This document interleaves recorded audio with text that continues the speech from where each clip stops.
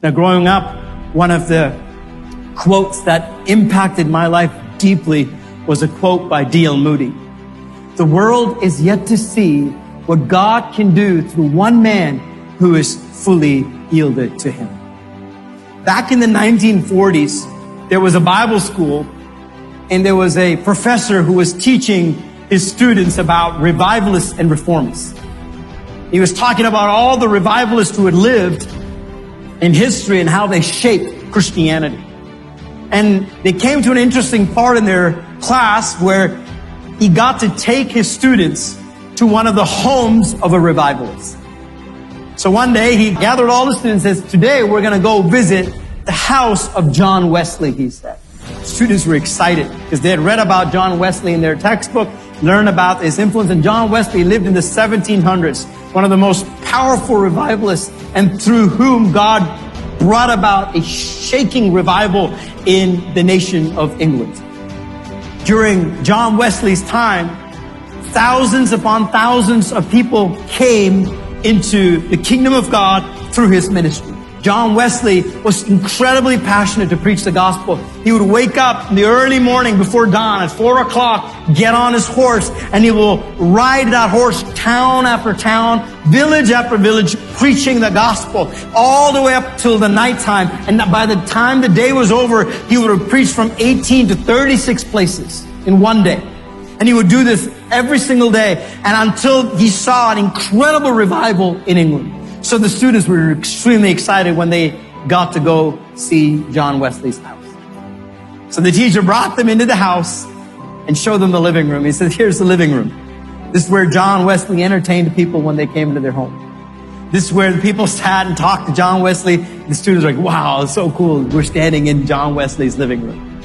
He said, come, let me show you. The next, he took them to the dining room and said, look, this is where John Wesley sat every morning. Before he'd get on his horse and before he'd ride off, he'd eat breakfast here.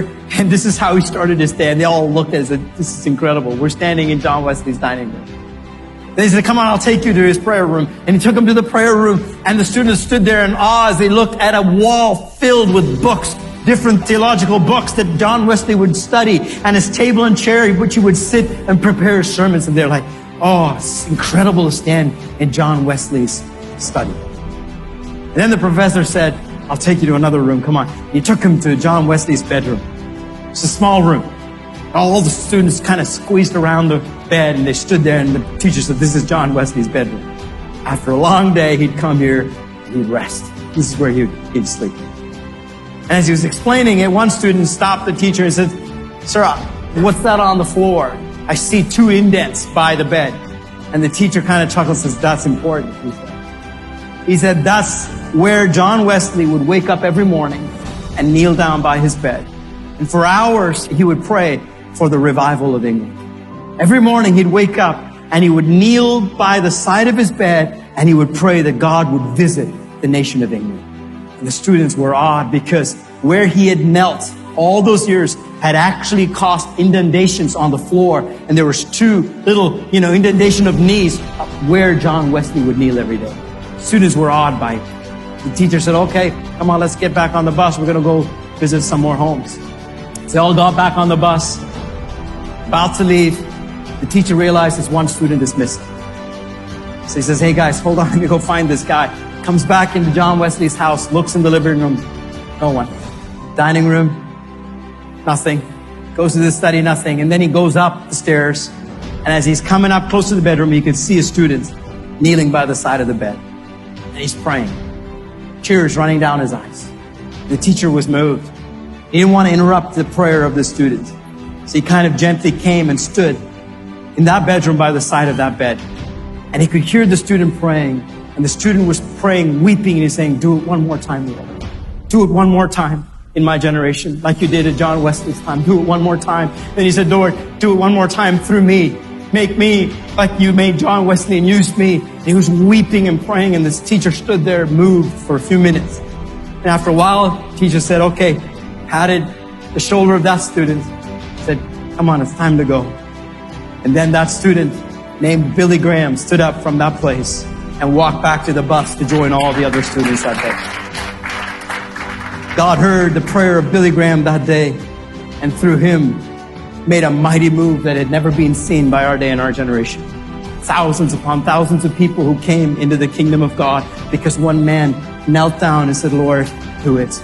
Do it through me. Do it again. And I'm telling you, my friend, unless the church comes to that place of just that yearning and says, Lord, may our lives not be lived for ourselves and for our own pleasures, but please extend our territory, extend the influence in our nation, that your kingdom would be built through whatever we do, whatever is in our hands, let it be used for the extension of the kingdom. The 1.4 billion people in our nation who are lost, who still need Christ, may I be that person. May I be that person through whom the gospel is preached. May I be that person who made myself available to the purposes of God, that I lived in my day and my generation. Let it not be said that I went down silently and did nothing for God, but let it be said that I was part of a generation that stood up and said, I am not going down silent. Come what may, I'm going to make my life matter. I'm going to make my life count for the kingdom of God. I have only one life to live, and I'm going to give it to the kingdom of God and for the purpose of God, that whatever I have, let it be used for the kingdom of God. I'm telling you, church,